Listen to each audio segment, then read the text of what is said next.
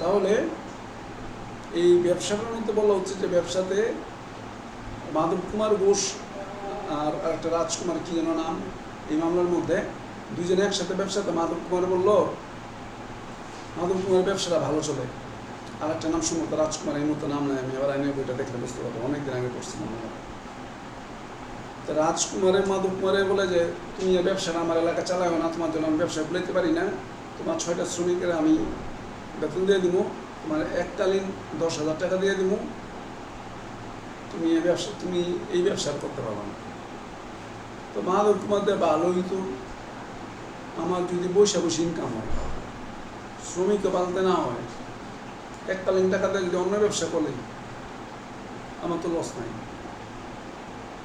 আমার পুঁজি হইলো 2,000, এই জায়গায় আমার সাপতেছে 10,000, 10,000 হলে তো আমি 10,000 টাকা দিয়ে আমি আরও অনেক অন্য ব্যবসা করতে পারবো, অন্য ব্যবসা করবো। ব্যাস চুক্তি মোতাবেক মাধব কুমারের শ্রমিকগুলি রাজকুমার নিয়ে গেছে, তার কারখানা লাগাই দিচ্ছে দক্ষ শ্রমিকগুলি। এখন মাধব কুমারের টাকা দেয় না, কথা 3 মাস পর তো টাকা দেয় না।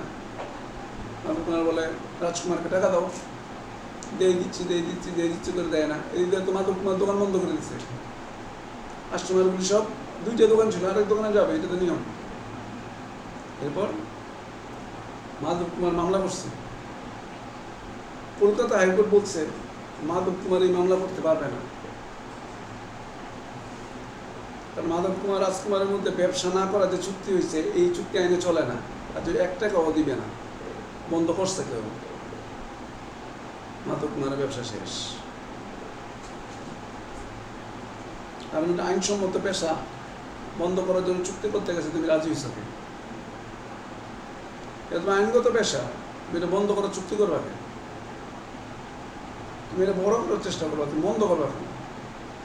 আমার টাকা আদায় করতে হয়, টাকা দেওয়া যাবে না, এটাকে বলে ব্যবসায় বাধা দেওয়ার মতন চুক্তি। এবং এটা বলছে ব্যবসা করার মৌলিক অধিকার মানুষ, ব্যবসাকে আরেকটা নাম কি বলা হয়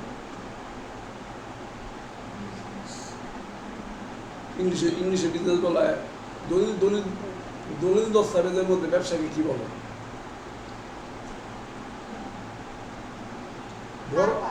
হ্যাঁ, কারবার একটা শব্দ, আর কি বলা হয়? বড় পর্যায়ে হইলে বাণিজ্য বলে, আর কি বলা হয়?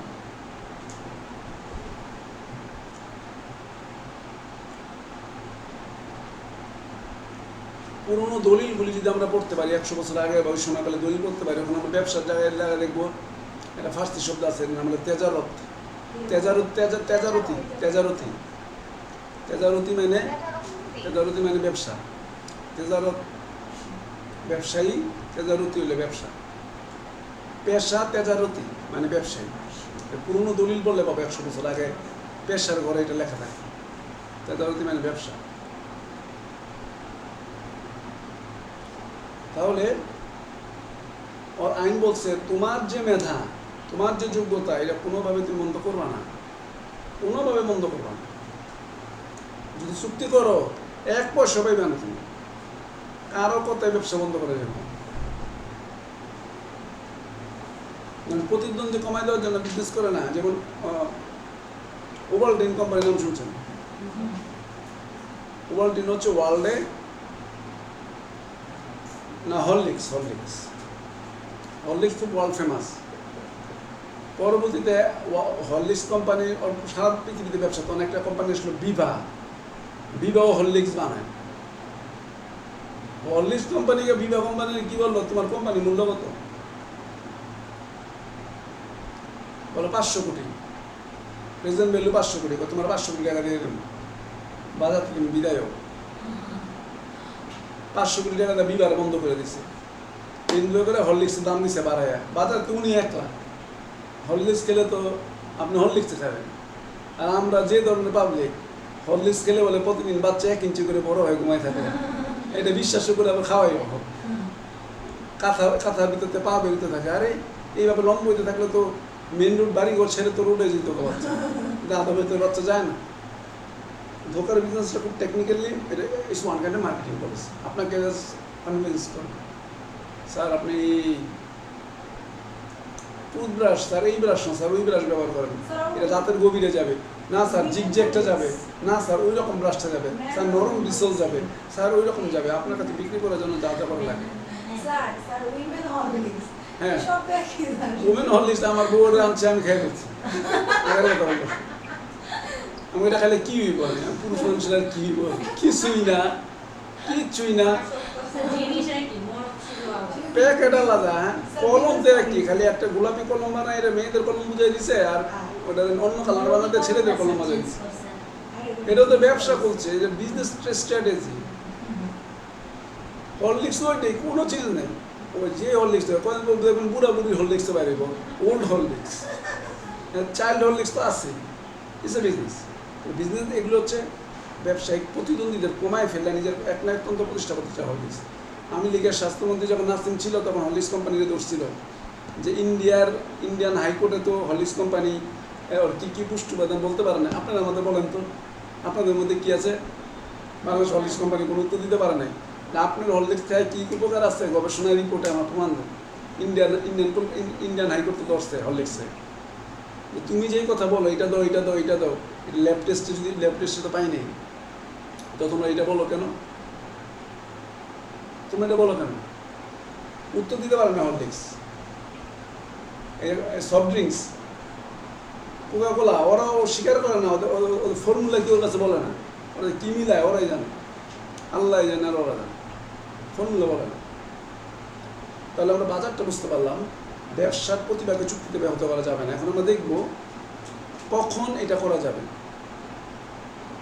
কোন চুক্তিতে এটা হবে। ক্রেতা বিক্রেতা চুক্তি, চাকর মনিবের চুক্তি, এটা আমরা পড়বো না, এই পার্টটা আমরা পড়বো না। আমরা ব্যবসা নিরোধমূলক চুক্তি পড়বো। কেন বাতিল হয়ে যাবে? কারণ আমরা বললে ব্যবসা নিরোধ চুক্তি সীমারেখাটুকু পড়বো। আমরা নর্মালি জেনে রাখলাম ক্রেতা বিক্রেতার চুক্তি, চাকর মনিবের এগুলো চুক্তির ক্ষেত্রে এই জাতীয় বিষয়টা দেখা যায়। ব্যবসা নিরোধের ক্ষেত্রে আবার কতিপয় ক্ষেত্রে পারমিশন আছে। না, সীমারেখাটুকু পড়বো, ওইটুকু আমরা পড়বো না, কিন্তু আমরা জেনে রাখলাম ক্রেতা বিক্রেতার চুক্তি, চাকর মনিবের চুক্তির ক্ষেত্রে এরকম আসতে পারে।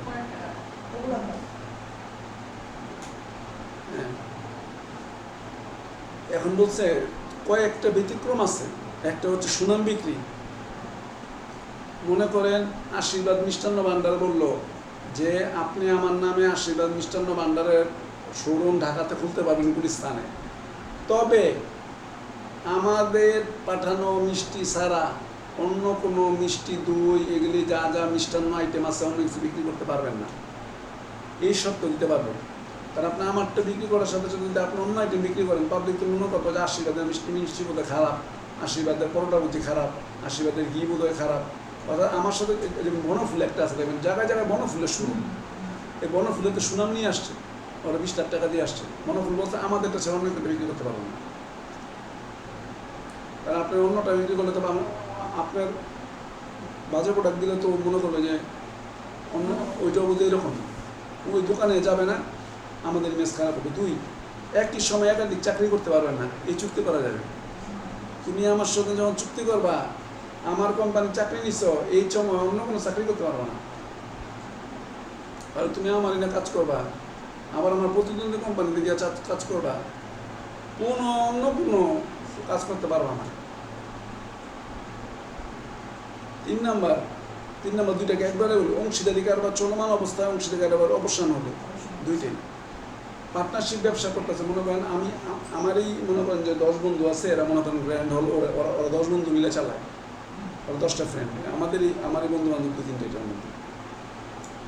ওরা মনে করেন কথার কথা, ওরা এমন করে নাই। ধরুন ওরা চুক্তি করলো, আমরা 10 বন্ধু যখন আমরা গ্র্যান্ড হল চালাবো, আমরা নারায়ণগঞ্জের কোথাও অংশীদারি কারবারে আমরা পার্টনারশিপে চলমান অবস্থায় কেউ অন্য কোনো হোটেল ব্যবসা দিব না, যাতে আমরা সবাই এটাতে মনোযোগ দিই। অন্যদিকে দিলে তো আমি আমার লাভে চিন্তা করব, জয়েন্ট থাকলে তো এটা করতে পারবো না। আর অংশীদারি কারবার অবসান হলে, হ্যাঁ এটাও করা যাবে। অংশীদারি কারবার যদি আমরা অবসান হয়ে যাই, তারপরও এই ব্যবসা তুমি আর করতে পারবো না। পৃথিবীতে ফেমাস লোকরা অনেক সময় কী করে, ফেমাস থাকতে থাকতে সরে যায়। কারণ ফেমাস চলে গেলে এরপরে প্রস্থান ঘটলে মজাদার আসে পাবে না। এই কারণে যারা বুদ্ধিমান তারা কেরিয়ার থাকতে থাকতে সরে যায়। মানে চাহিদা থাকতে থাকতে মনে করেন যে বিভিন্ন অভিনেতা অভিনেত্রী যারা অনেকে টপ ফর্মে একটা পর্যায়ে ছেড়ে দিচ্ছে, যে আমি বুঝতে পারতেছি যে এখন আমাদের দিন আর থাকবে না, সো আমার আর কদম নাই ইন্ডাস্ট্রিতে। এটা বলার আগে আমি নিজেই আমি বুঝে ফেলছি যে এইটা 2-3 বছরের মধ্যে এই ইন্ডাস্ট্রিটার এই লেভেলটা মার খাবে, বুঝতে পারছি। এগুলো অসহায়ের মতন কাজের জন্য ঘুরতে হইব প্রডিউসারদের পিছনে।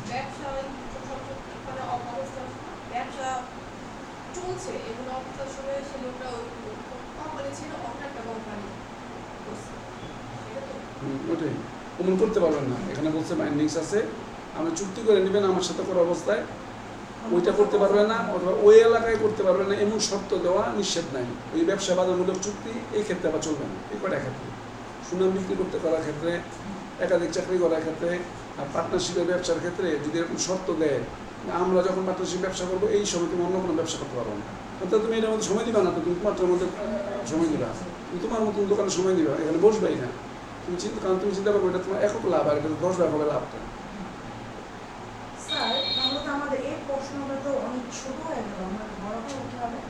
এটা পুরোটা একটা প্রশ্ন আসবে না, পক্ষ মিলেই আসে, এই বুঝে আসে। ব্যবসা নিয়মগুলো কাকে বলে, কখন বা বাতিল, কেন বাতিল হয়, নিরোধ চুক্তি সীমারেখা আলোচনা করে, এরকম আসে। তাহলে নর্মালি হচ্ছে ব্যবসা নিরোধমূলক চুক্তি বাতিল, তবে ব্যতিক্রম হচ্ছে এগুলি।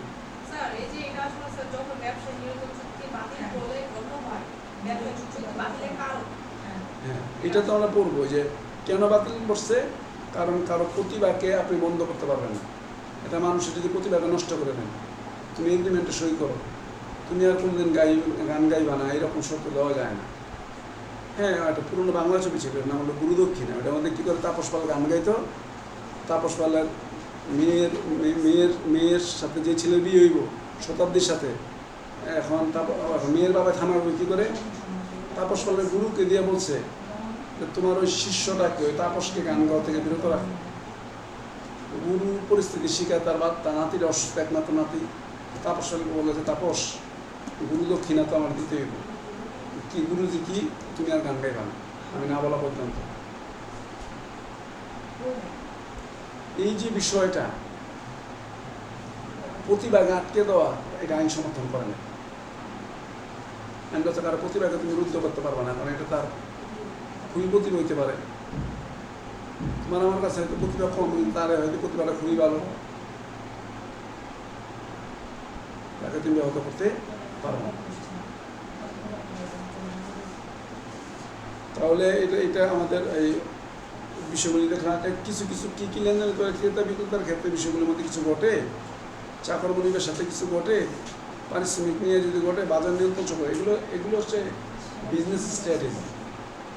ব্যবসা করতে গেলে আপনি একাধিক মানুষকে চাকরি করতে দিবেন না।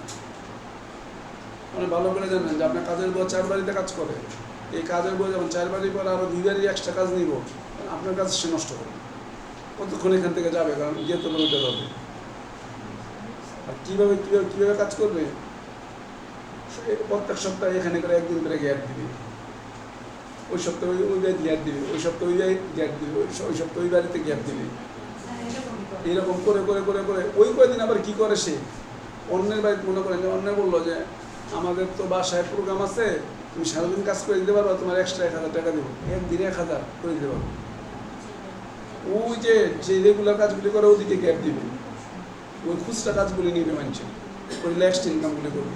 আপনাকে বলবে অসুস্থ, মিথ্যা কথা, পুরো সুস্থ। হ্যাঁ, কিন্তু আমরা তো লিখিতভাবে চুক্তি করি না, কিন্তু আইন বলে কাজের বুয়ার সাথে চুক্তি থাকতে হবে, যে শর্ত এইটা, তোমার এই সুবিধা এই অসুবিধা। আমরাও করি না, এরাও করে না। চুক্তি করলে বাসা কাজও করতে আসবে না, এরা সিন্ডিকেট আছে, এরা কাজ করবে। তাই বলে ওই বেদ যাবে না, ওই বেদ এনআইডি কার্ড চায়, এইটা চায়, ওইটা চায়, অবিশ্বাস না, খেলা মেলা যাওয়ার দরকার নেই, আপনি লোকে পাবেন না। তাহলে আমরা দেখলাম ব্যবসায় নিরোধমূলক চুক্তি হচ্ছে ব্যবসায় বাধা দেওয়ারমূলক চুক্তি। নাম্বার মূল শর্ত হচ্ছে এটা করা যাবে না, তবে কতিপয় ক্ষেত্রে করা যাবে। একটু পর্যন্ত বললাম, নেক্সট ক্লাসে গিয়ে আমরা আস্তে আস্তে ঠিক ইয়ের দিকে যাবো, ইকুইটি যাবো নেক্সট ক্লাসে। চুক্তি এগুলো দুটা পার্ট, আমার উত্তর কেন সম্ভবতার ব্যবসা নিরোধমূলক চুক্তি বা কিছু আমরা শেষ করলাম। ক্ষতিপূরণ ওখান থেকে